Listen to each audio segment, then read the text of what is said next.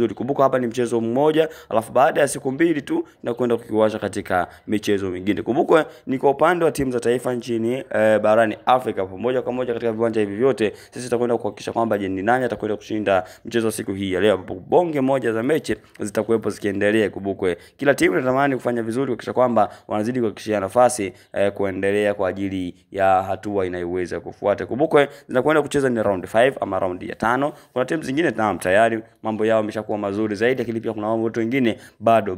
Kumbuka michuano hii inatarajiwa kufanyika mwakani. Yes, inatarajiwa kufanyika mwakani, ambapo moja kwa moja kila timu inatamani iweze kufanya yale ambayo itaweza kuyavuna katika michuano hii, ambapo mwakani kwenda kushiriki kombe la dunia. Kumbuka kwa upande wa timu za Afrika mambo kidogo si mabaya sana.